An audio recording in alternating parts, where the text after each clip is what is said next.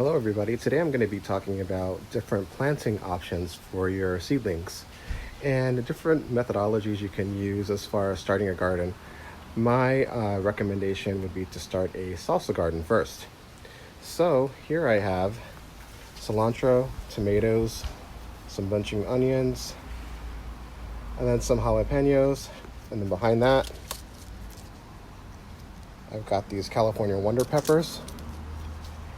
And for starting your seedlings, you can order these little cubes right here, or you can start them in an egg carton. You can buy these Jiffy container cartons right here. Start your seedlings in there as well. But if you start them in these expandable pea pods, that's what they're called, pea pods, then you'll have this nice little container for one plant. And it's, to me, a little bit easier to control the one plant. It grows a little larger, and to me it's a little bit healthier in these little expandable pea pods here.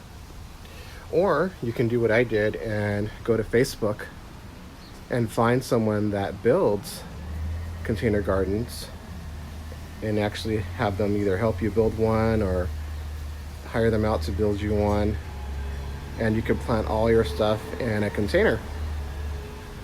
So this is what it looks like so far. I wish I'd have thought this out earlier. I do have kind of a mixture going on. I wanted a more salsa type of garden, but it's okay, it turned out just fine. So these are all the materials here. Let me walk you over to show you kind of how I placed my salsa garden together on the side garden patio. So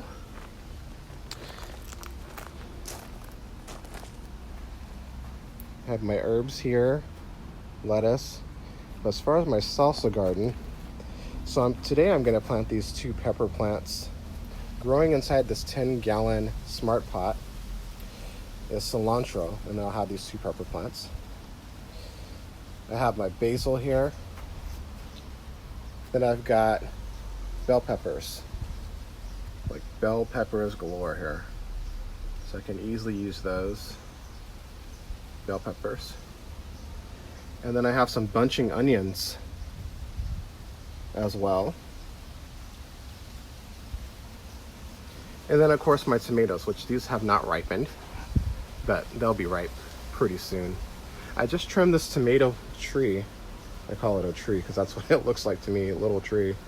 And the reason why I trimmed it is because I wanted good airflow, and I noticed that it was starting to get the mildew, the powdery mildew. So I went ahead and trimmed it, and I also trimmed most of the suckers off of it so that the plant can focus on producing fruit instead of producing foliage. You want that tomato plant to produce tomatoes, not leaves. And this is just one of the ways that you'll have to force the plant to kind of do that. And also keep your tomato plants trimmed. I don't have any branches on the bottom of that stem at all. No branches. So yeah, so this is kind of a nice layout for a salsa garden. And let me just zoom out here to show you how this would look on a side little patio.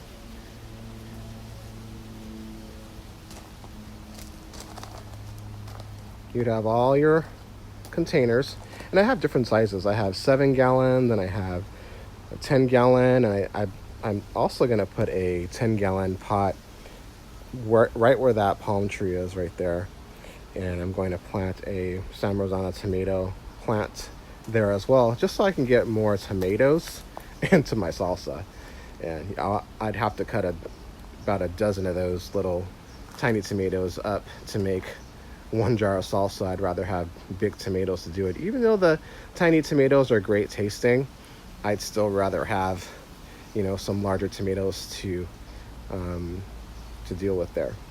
So this is what it looks like here. And you can have a wonderful salsa garden. You can plant your salsa garden in different containers. I would do my peppers, I would do my tomatoes, and then I would do my herbs in different containers. That way you'd have more of the variety instead of trying to do them in just one. Or you can get one large smart pot container. You can put them all in there, and space them out appropriately, and then you could have a smaller container garden there too. But this allows for more variety and better control of each individual plant. Peppers you can plant in pairs, but I would not plant them next to tomatoes. For some reason, they don't like tomato plants. But next to your tomato plants, you can plant mint, or you can plant basil. Basil is the most common. I would do basil and tomato combinations.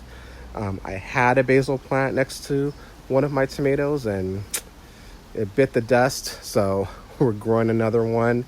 And we're going to add one in there pretty soon. I've got actually tons of basil on the patio garden on the other side growing there, so I may do some transplants or just grow it from seed. Everything seems to grow here very well.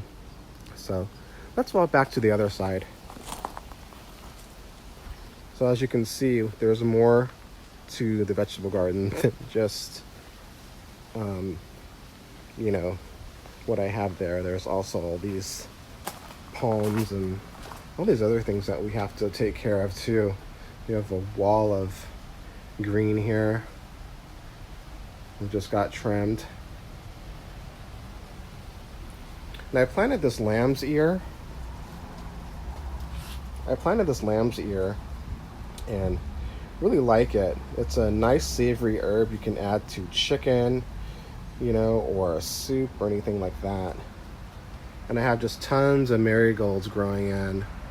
I mean, I didn't plan on it, but that's just what happens when you plant a garden. Tons of marigolds. They'll never run out. So, and also I like to recommend the Baker Creek Seed Collection. Their website is rareseeds.com. They sell a lot of different types of heirloom, organic seeds on their website, and they come highly recommended. I recommend them. I know they work. I've used their all the seeds I have planted here I bought from Baker Creek Seed Collection, and they have a really great germination rate. That's why I recommend them. I've tried other brands, and sometimes when I've tried peppers are really picky. The peppers seem not to germinate or take weeks. I planted a Baker Creek seed pepper plant right in the ground, and it grew from seed. So that just shows you the quality that these guys take in producing great quality seeds at a pretty decent price. And I mean, they're really reputable. Their customer service is on par. I've never had any problems with them. Whenever I've ordered, I've gotten my order within a few days. No problems there. There's a shipping tracking information provided. Whenever I have a question, they always answer it. They're very prompt. They also have a couple of YouTube videos too out there for anyone that wants to learn more.